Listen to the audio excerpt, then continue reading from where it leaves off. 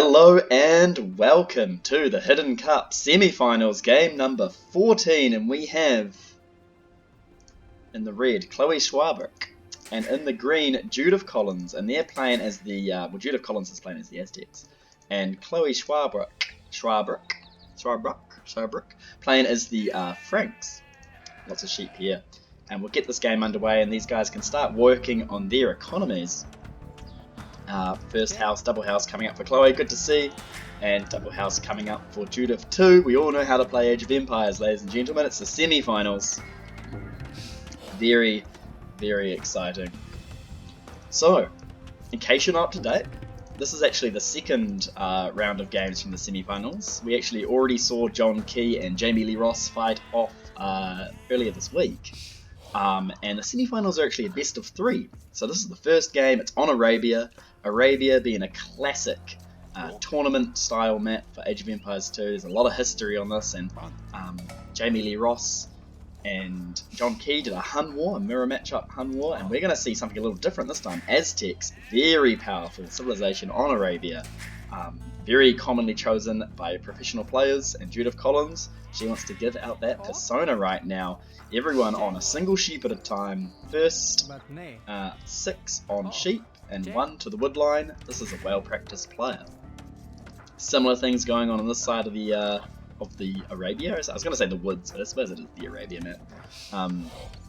Already getting villagers out. They're going to the wood, and these two players are neck and neck. 8 villagers each. Very good to see. So this is the first game of 3. Each player has chosen a home map. And I believe Chloe Swarbrick chose Socotra as her home map. We've seen Socotra before. That was in round 1, so we're going to have a blast from the past if she loses.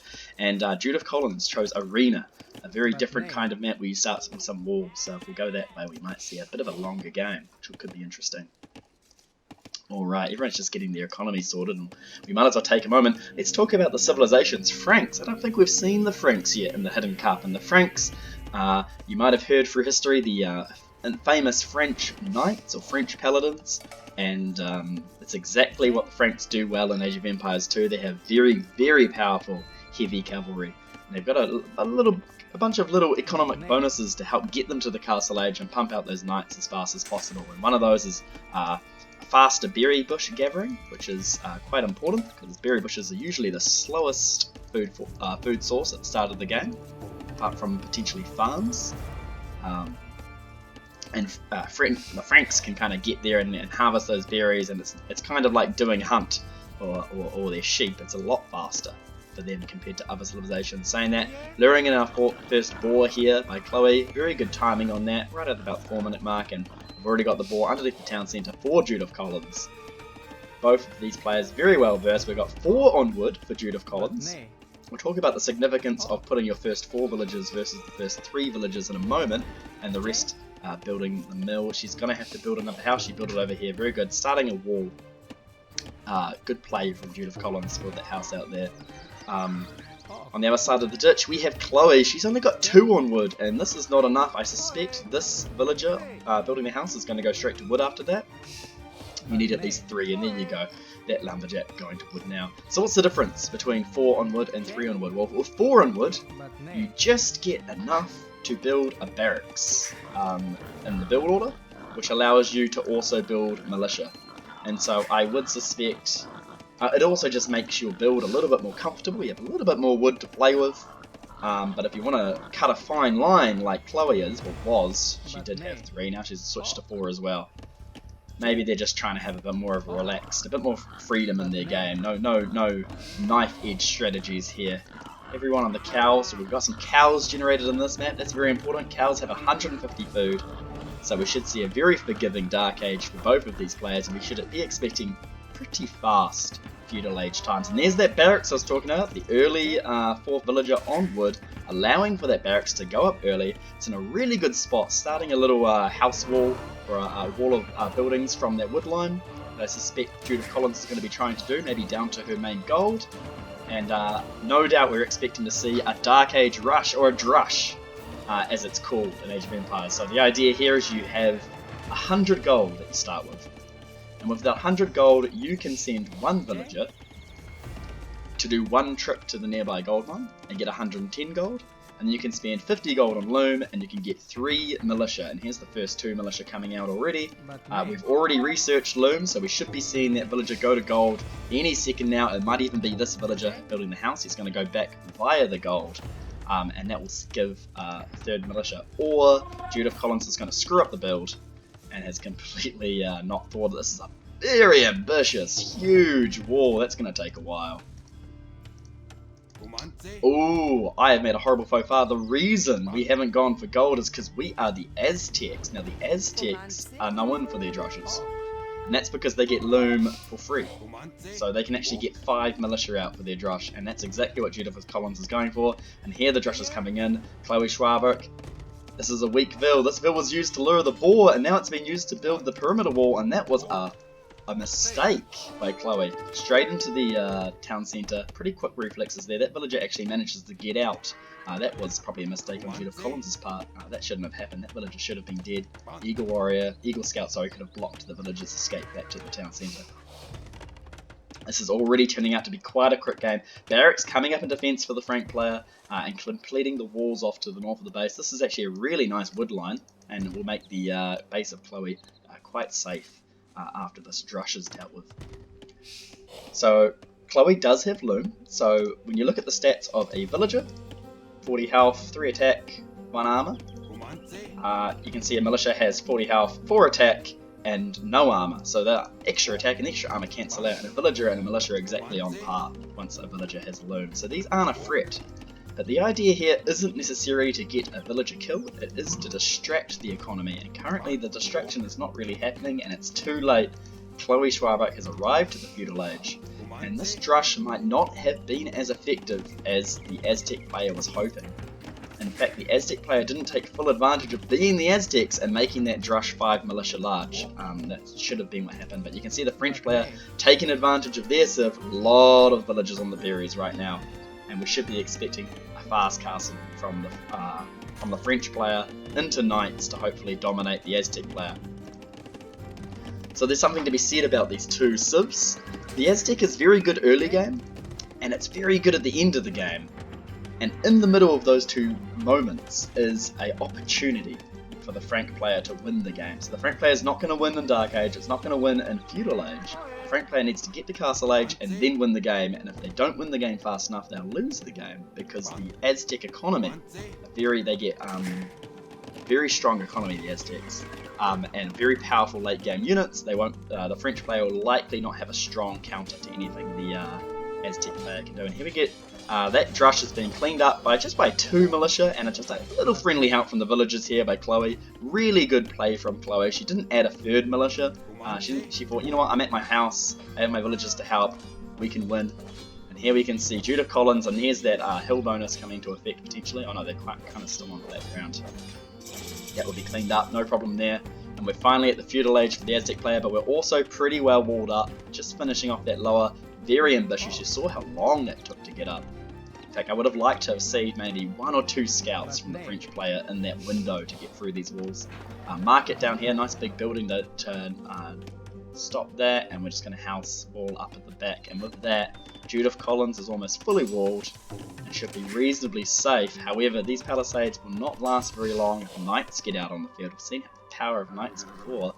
And Chloe Swarbrick making this opportunity, going to go scout her opponent. Let's have a real quick look at what she sees. And you can see she sees the main wall. She probably suspects, yep, Judith is walled up. There's probably very little way I can get in. I'm not going to waste my time building my own scouts. And I might just, this little militia's up here just scouting, just in case. Just going to do a little look around Judith Collins, make sure she is fully walled, see if I can take advantage of any mistakes that she hasn't walled yet. We might get a denial of this villager. No. Quick walled by Judith Collins. She saw the scout coming in, and she just got the villager to do a couple of hits on each one of these foundations, so the scout wouldn't be able to get through fast enough to find that wall. Very fast reaction from Judith Collins, and here she goes. She knows the hurt is coming. The French player is almost certainly to win a fast castle. 2 on gold. Oh, the Eagle Scout up there, getting their free pick on the militia. Not a big deal, especially now that the Eagle Scout is weak. So note, the Aztecs are from America, the Americas, And they didn't actually have horses at this time in history, so the Aztecs don't get any scouts. They get these guys on foot who just run around. Very similar unit, all things considered, with some differences, but I doubt they'll come into play this game. Going stone walls, Chloe taking no chances. That's going to really hurt the economy as she hits Castle Age. In fact, she's a long way from Castle Age. She hasn't really focused heavily enough on her food economy, and only has 50 food in the bank right now. Has she already clicked up? No.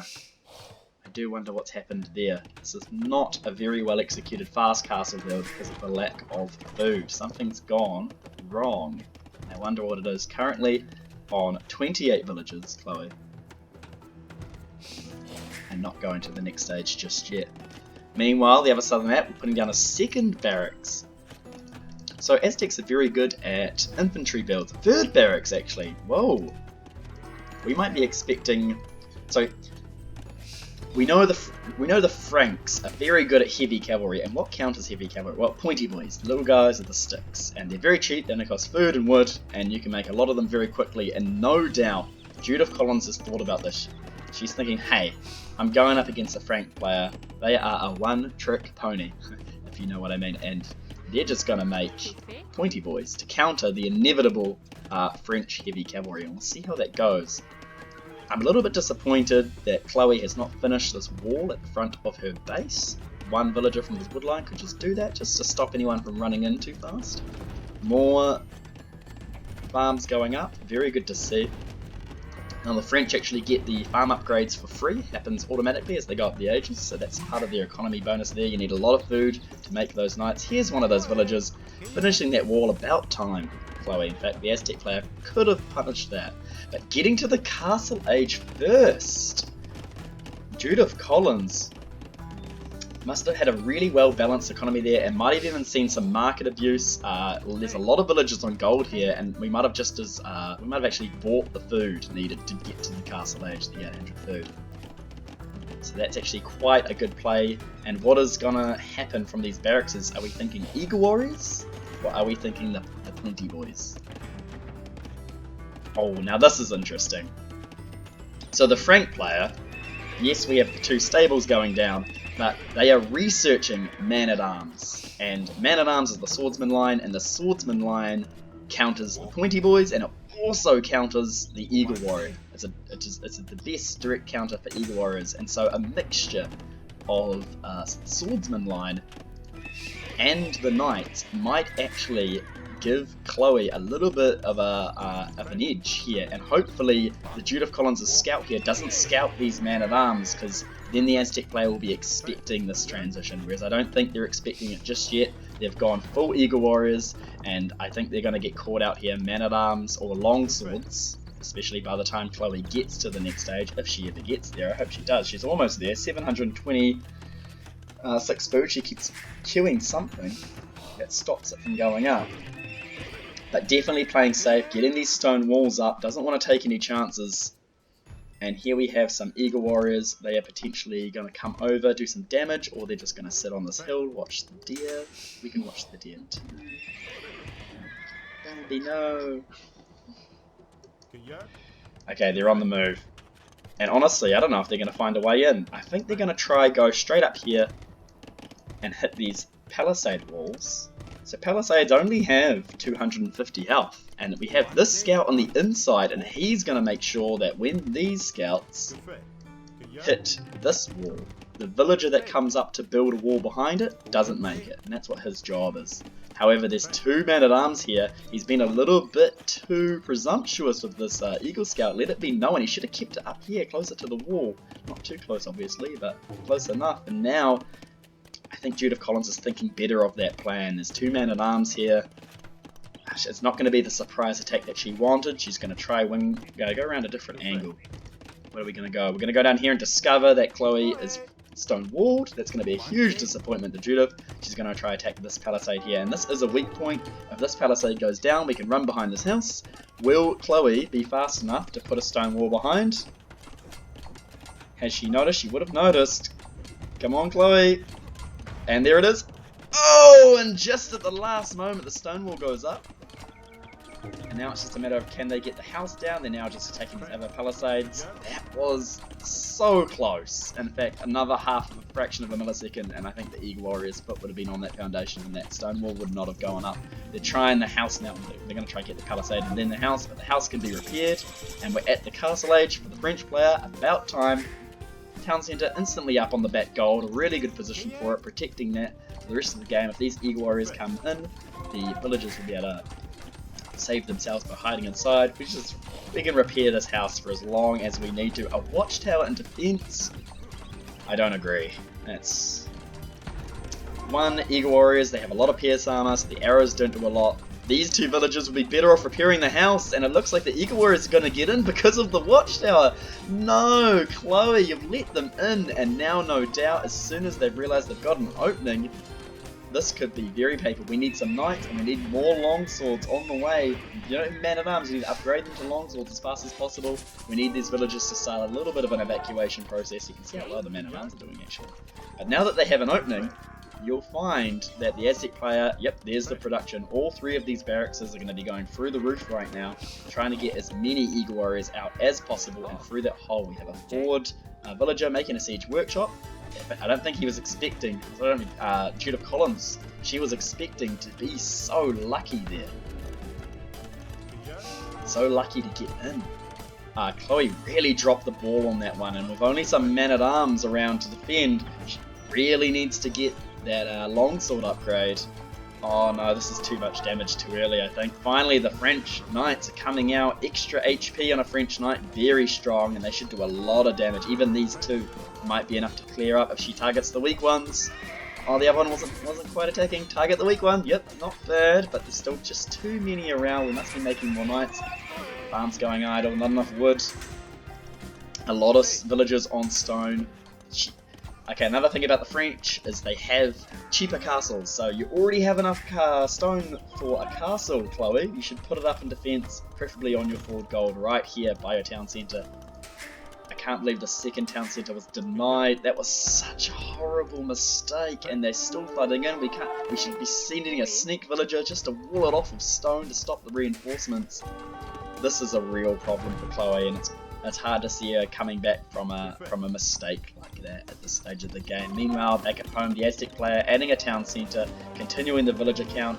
We have a villager difference. Oh my goodness, I didn't realise it was this bad. 19 villagers for Chloe versus the 61 of Judith. These eagles have already done the damage, and I'm afraid the game is well and truly over. All because of that watchtower. Why did you build the watchtower, Chloe? It costs too much stone, it denies a second town centre, and it took two very important repairing villagers off the house. That was a huge mistake, and a costly one, and it's going to cost you the first game of the semi-finals. Manganau's coming out on the front for Judith. Very strong play from her, and Chloe at this stage is floundering in the water. I would not be surprised if we see the GG any moment, and there it is. Out comes as she realises the problem. And Judith Collins takes away the first game, and quite a convincing victory. Very strong economy, but ultimately taking advantage of a mistake that just should not have happened. And I do wonder what it would have been like if Chloe hadn't let such a major blunder happen. If she had just stonewalled up properly there and actually gotten a decent amount of knights out, because they would have countered the Eagle Warriors.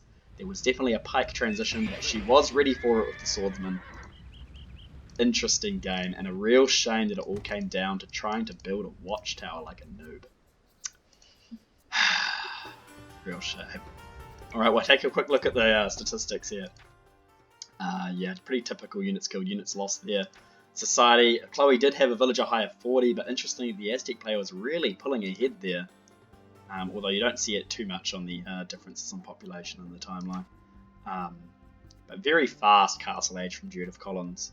Well, not very fast. It was expected with that early aggression and quite a too many barracks is going up in feudal, that kind of thing. But and the early feudal age from the Frankish player, that's because of that berry bonus. But didn't take advantage of it. Didn't actually perform a fast castle. Fast castles should be coming in at about 16 minutes, just for those who don't know. And 19 and 24 minutes is a little bit slow, a little bit late. They're doing something wrong there. All right. Well.